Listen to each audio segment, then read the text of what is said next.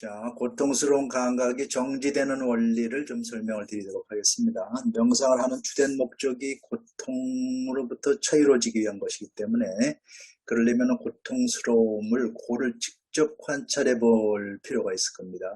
자, 근데 고통이라고 하는 것은 이거는 신체적인 현상만도 아니고 또 정신적인 마음의 현상만도 아니고 두 개가 서로 작용을 하면서 일으키는 어떤 현상들입니다. 네?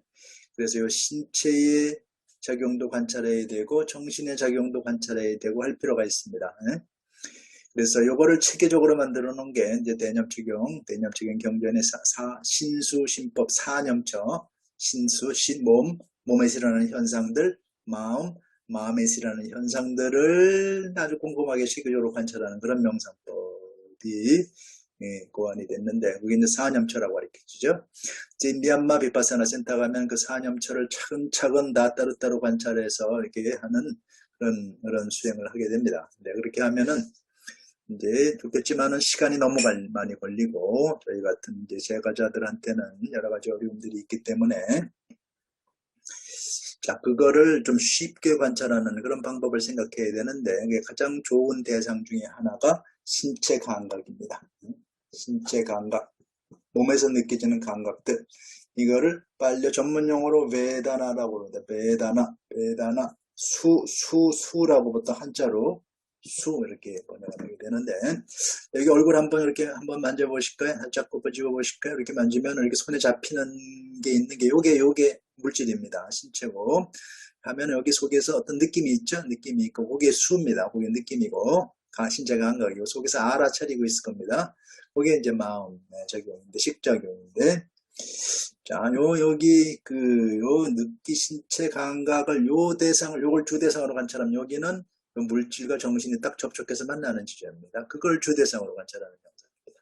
그래서 전 세계적으로 요 신체 감각을 주대상으로 관찰하는 그런 명상법들이 가장 많이 발달되어 있고요. 자, 그래서 오마이도 신체 감각을 주대상으로 관찰하게 됩니다. 그래서 신체 감각을 주대상으로 관찰할 때 고통스러운 통증을 주대상으로 관찰할 때 요거를 어떻게 관찰하는지 그걸 설명을 좀 드리도록 하겠습니다. 자, 제가 이 고통스러운 감각을 이렇게 진하게 이렇게 표현을 했습니다. 그래서 이렇게 진하게 표현했는데 요거를 현미경으로 확대해서 관찰해 보면 어떤 미세한 떨림, 움직임이 있다는 뜻이다. 요거 아마 이해되시리라고 생각합니다. 한번 해보도록 하겠습니다. 먼저 허벅지를 한번 세게 꼬집어 보겠습니다.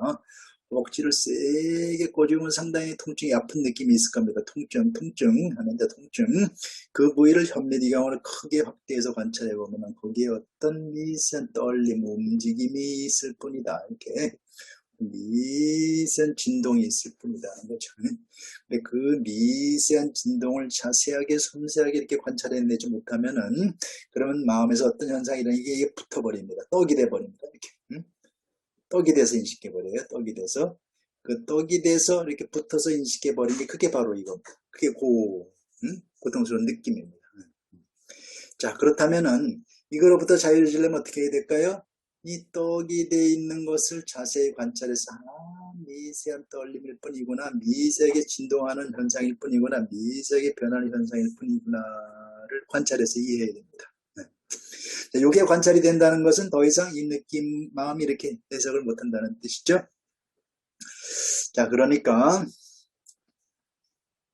크게 두 가지 대상을 관찰해야 됩니다. 하나는 이 느낌, 여기 아프고 저리고 따갑고 답답하고 감각의 종류입니다. 감각의 종류, 아프고 저리고 따갑고, 이것도 사실은 사실인데 마음으로 해석한, 인식한 사실입니다.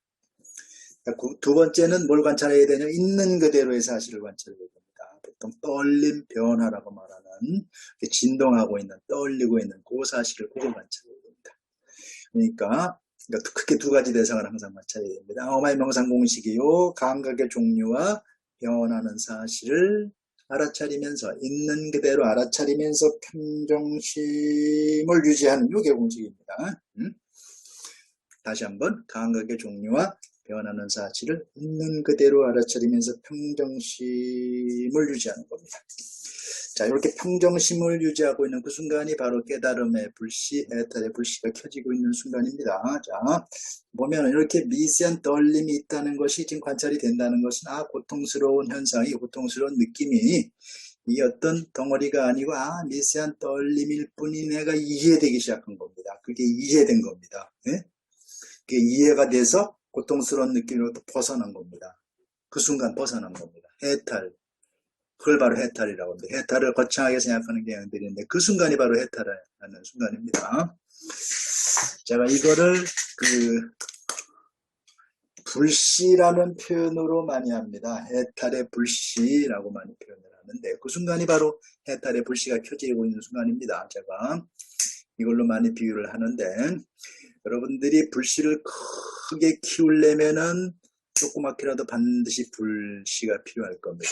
그리고 산불이나 용광로불까지 큰 불만 불이 아니라 조그만 불도 불이 똑같은 불일 겁니다. 네? 조금도 다르지 않은 똑같은 양이 다르지 똑같은 불일 겁니다. 그렇죠?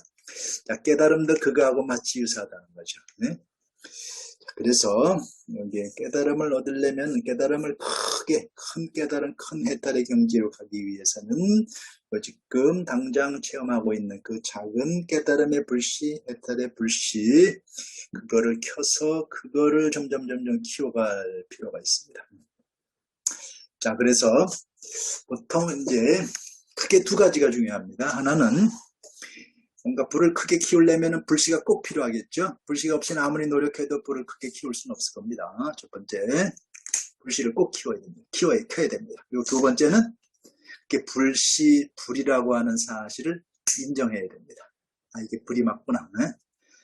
자, 이게 왜 중요하냐면 이게 불이라는 사실을 인정하지 않으면 이걸 계속 키우려고 할까요? 네. 그러지 않겠죠. 그러니까 요거 말고 또 다른 걸 찾아다닐 겁니다.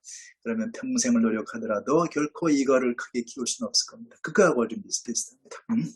다시 한번 요약하면은 깨달음을 크게 깊은 깨달음, 해탈, 열반의 경지에 가기 위해서는 첫 번째 깨달음의 불씨, 해탈의 불씨를 정확하게 키는 게 중요하고 첫 번째, 두 번째는 그게 이게 정말로 깨달음의 불씨가 맞구나, 해탈의 불씨가 맞구나 하는 사실을 인정하면서 다른 거 찾지 말고 그걸 계속 더 키우는 그런 노력을 해야 됩니다. 그게 명상 수행입니다.